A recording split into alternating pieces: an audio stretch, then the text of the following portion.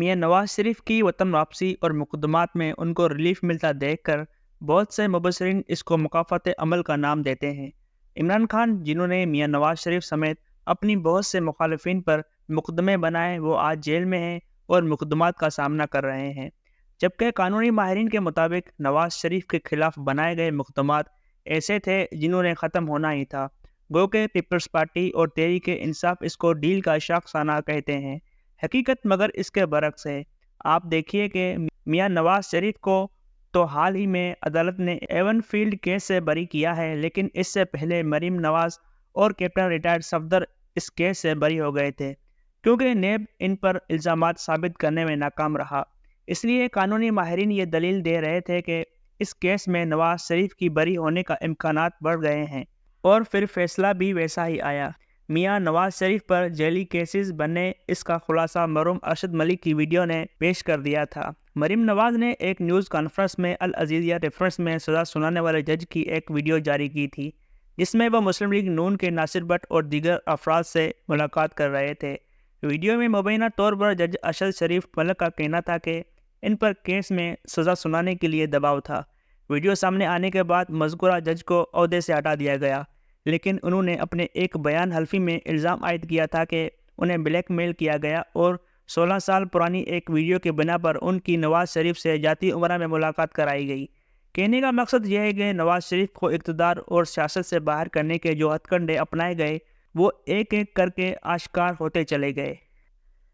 नेब शुरू से ही इंतकामी कार्रवाई के लिए इस्तेमाल होता रहा है। नवाज शरीफ के बारे में भी इसको बतौर आलाकार इस्तेमाल किया गया, लेकिन हमने देखा कि नेब नवाज शरीफ के केसेस पर अब भी हाथ खड़े कर रहा है, क्योंकि ये बात सबको पता है कि इन केसेस की इमारत खोखली बुनियादों पर खड़ी की गई है। नेब ने फ्लैगशिप रेफरेंस में नवाज शरीफ की बरियत के खिलाफ अपील भी वापस ले ली है, जिसके बाद ये उम्मीद भी बढ़ गई है कि अनकरीब नवाज शरीफ को इस केस से भी रिहाई मिल जाएगी। अल अजीज़िया स्टील मिल्स रेफरेंस से मिलता जुलता दूसरा रेफरेंस यही फ्लैगशिप इन्वेस्टमेंट था। इसमें यह इल्ज़ाम लगाया गया था कि नवाज शरीफ के छोटे बेटे हसन नवाज ने फ्लैगशिप इन्वेस्टमेंट बर्तानिया में 2001 में कायम की थी। नवाज शरीफ ने मुसलसल इस बात से इनकार किया कि उन्होंने अपने बेटे के कारोबार से किसी किस्म का कोई लेन देन रखा, लेकिन नेब का कहना था कि वो इस कंपनी के बोर्ड के चेयरमैन रहे हैं।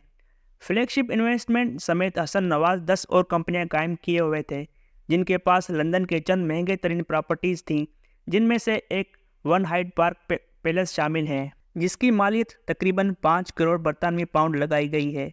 नेब को रेफरेंस में ये मालूम करना था कि हसन नवाज के पास इस कंपनी को कायम करने के लिए सरमाया कहाँ से आया और नवाज शरीफ के इसमें क्या किरदार हैं, लेकिन लगता है कि नेब इस रेफरेंस को भी साबित करने में नाकाम हो गई। नेब के हवाले से बहुत से सियासतदान कह चुके कि इसको बंद कर देना चाहिए। नेब की कारकर्दगी सवाल निशान रही है। एक बाखबर सहाफ़ी की रिपोर्ट के मुताबिक वफाकी हुकूमत ने गुज़श्ता 8 बरस में 50 बड़े करप्शन केसेस की तहकीकात पर लगभग 6 अरब रुपए खर्च किए, जबकि बाज़ मीडिया रिपोर्ट्स के मुताबिक नेब ने मजमूई तौर पर इन 8 साल में 27 अरब रुपए खर्च किए।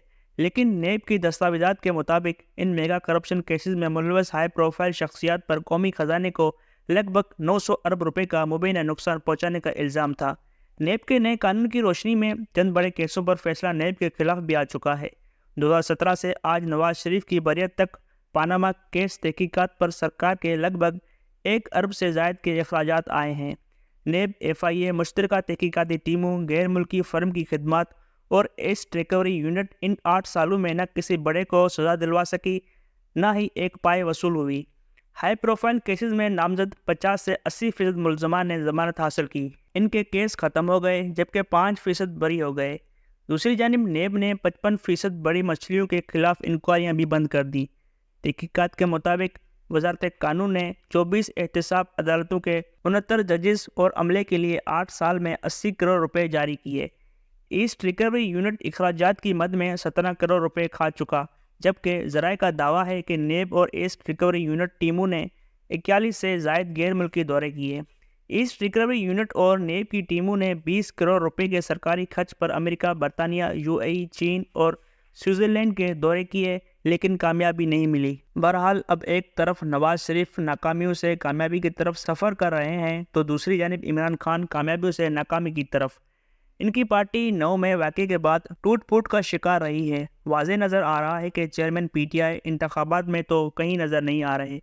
کوئی کرشمہ ہو جائے تو الگ بات ہے۔ سیفر کیس میں ان کا جیل ٹرائل کرنے کا فیصلہ کیا گیا ہے اور وفاقی حکومت نے اس کی منظوری دے دی ہے، یعنی انہیں کسی قسم کا ریلیف ملتا نظر نہیں آ رہا۔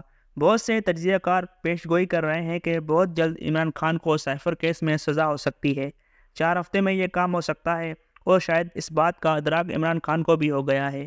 یہی وجہ ہے کہ انہوں نے انٹرا پارٹی انتخابات میں اپنی انا کو مارا ہے اور اپنی جگہ بیرسٹر گور علی خان کو چیئرمین تحریک انصاف نامزد کیا، جو کل ہونے والی انٹرا پارٹی انتخابات میں کامیاب ہو کر چیئرمین تحریک انصاف بن گئے ہیں۔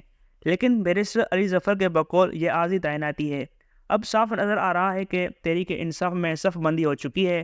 لطیف خوسا صاحب نے بیرسٹر گور کی بطور چیئرمین تحریک انصاف تعیناتی کا اعلان سے کچھ دیر پہلے یہ بیان دیا تھا کہ عمران خان نے انٹرا پارٹی الیکشن سے دستبرداری کا اعلان نہیں کیا، بلکہ وہ ہمیشہ پی ٹی آئی کے چیئرمین رہیں گے۔